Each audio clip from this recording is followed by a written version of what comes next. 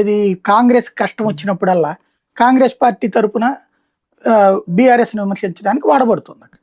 అర్థమైపోతుంది కదా అది. అలాంటి ఆమెకు ఓట్లేసి ఏం చేస్తారు? బీఆర్ఎస్ వాళ్ళు ఓటు వేయలేరు, కాంగ్రెస్ వాళ్ళు కాంగ్రెస్ ని కాదని ఆమెకి వేయరు కదా ఓటు. నడుస్తుంది.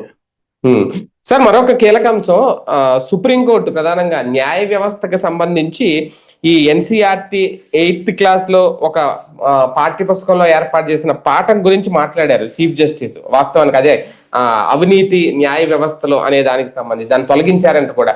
అంటే ఇలా ఎందుకు జరుగుతోంది? ఖచ్చితంగా మేబీ నేను అనుకోవడం, ఇదివరకు లెఫ్టిస్ట్ ఐడియాలజిస్టుల చేతిలో ఉండేది పుస్తకాల ముద్రణ, ఇప్పుడు రైటిస్ట్ ఐడియాలజిస్టుల చేతిలోకి వచ్చింది అంటున్నారు. అందులో భాగంగా జరిగన్నా ఉండాలి. జాతీయవాదులు ఎవరికన్నా ఆ జ్యుడిషియరీలో అవినీతి మీద చర్చ జరగాలన్న ఉద్దేశంతో రాసి ఉండాలి. అది జరిగితే అది బయటకు వస్తుంది. లేదా ప్రభుత్వాన్ని ఇరకాటంలో పెట్టడానికి అందులో ఎన్సీఆర్టీలో ఉన్నటువంటి కమ్యూనిస్టులు ఎవరన్నా రాసి ప్రభుత్వాన్ని ఇరకాటంలో పెట్టడానికన్నా జరుగుతుండి ఉండాలి.